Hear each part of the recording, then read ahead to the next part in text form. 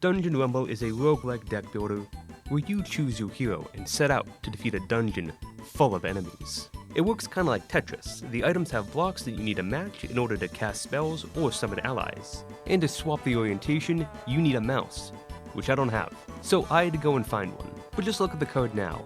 It still doesn't fit.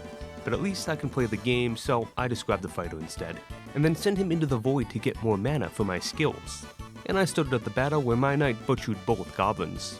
You get one of 3 chests after each battle, with a variety of different cards, upgrades, skills, traits, or events, such as meeting the Hermit Arcana, who was represented by the Solitary Alchemist, who gave me a bunch of extra health. I crushed the goblin boss, and well, now that the tutorial's over, it's time to actually get to work.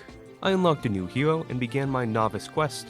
Good luck to us. I started off, of course, by building up my army and fireballing a few enemies, after which my knight managed to take out the rest. I then stopped by the shop and grabbed myself an archer and a new spell, which takes up a lot of blocks, but it does kill a lot more targets. And thanks to my archers, we didn't even need to fight this golem, and as a reward I met the Emperor, who rewarded me with Hydro Pump. On both the 4th and 9th floors of the dungeon, you get to fight a boss, and for us it was King Slime. I increased my army since he's not going to be an easy foe, and then I dropped his health down as much as I could before starting the battle. Every time a blue slime dies, he turned into 2 pink slimes, and the king spawned in 3 new blue slimes. I forgot to move Richard back, so after my frontline units failed to kill the king, he had to join in on the fight. Luckily, there wasn't much left, so he killed the 2 pink ones, and then only took a little bit of damage against the king. Some of the reward chests are now mimics, which means better rewards, but also a punishment, which I willingly took.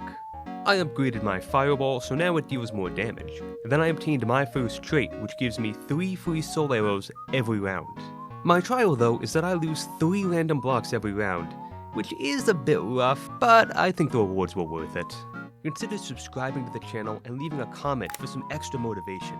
I then picked a Far Worse trial next round. One of my allies will now take heavy damage every round, and this one I don't think was worth it. Another battle without a battle followed, and then I was on to the final boss of the area, the Goblin boss and the Goblin Lord. I had my army filled, so I tried to just reduce their damage as best as I could before buffing up my allies for the fight.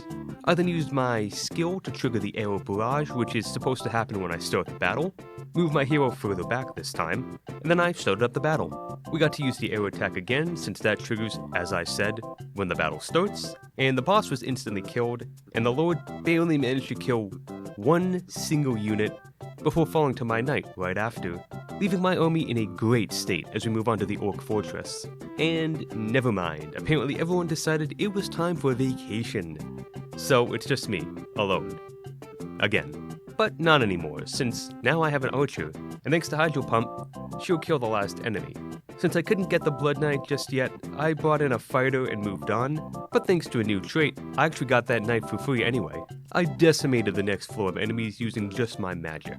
Soul arrows, ice bolts, and fireballs left them pretty weak, easy pickings for my archer.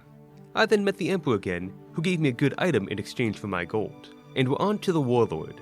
My team took a lot of damage before the fight even started, but thanks to my traits, I rained Divine Fury upon him, killing him instantly. We kept moving on, never actually even having to fight anyone, collecting events such as this one with the Hierophant, who I didn't care about, but after that, it was boss time. This time against the Orc Destroyer. Since he'll double his health, when the battle began, I focused on whittling him down and finishing off the rest of my army. Since they're all going to leave me again when we venture into the next area, there's no need to worry too much about them. I used Battle Readiness and then Rapid Shot to deal a bit more damage, and then we got into the fight. My extra spells and traits did a lot of damage, so even doubled, he's essentially as good as dead. Except I forgot to move Richard back. Again. So that's 7 units wasted in this fight that aren't even gonna stay with me. That's annoying. What could have been done with no damage, instead, nearly led to his death. But a win is a win.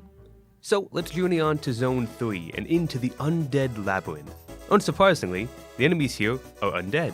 Luckily though, my soul arrow was more than enough for this stage. And with them dead, I could begin the slow but methodical rebuild of my army. The damage I take every turn from this trial is a big regret, but we were able to make it to the first boss, who was a Dullahan. He was gonna steal health from those behind him, but Hellfire took care of that issue, along with an Ice Bolt. and upon starting the battle we all took damage, but he took a lot more. So we can continue on, and if you can believe it, we didn't have to fight anyone on the next floor. But I did manage to find the Lovers Arcana, who were worried about their relationship and wanted advice. Now, I might not be the best person for this question, but I told them to meet new connections, which maybe wasn't the best answer because they certainly were not convinced.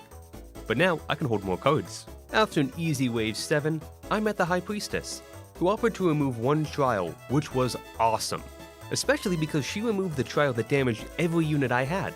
The final basic wave was a tough one.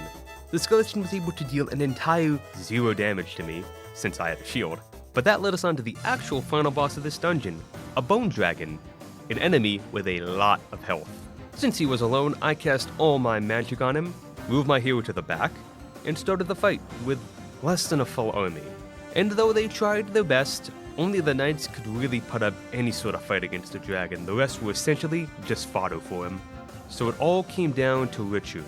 But the dragon had far more health, so my better attack wasn't enough to overcome him, and we were defeated right at the end of the dungeon. Anyway, I went back and beat easy mode without trouble, since that unlocked hard difficulty, with stronger enemies which I want to play through with you guys instead of just redoing easy mode. And I think I'll take it on with Merlin, a master of magic. But that journey is best saved for another day. Rest assured though, it will be completed, since how could I ever leave a roguelike unbeaten? Thank you all so much for watching. I hope you enjoyed the video. Subscribe to the channel and feel free to become a member if you want to support me. I'd really appreciate it if you left a like and a comment with what you thought and what you want to see next, or anything else you want to tell me. But most importantly, remember to have a great rest of your day. Bye.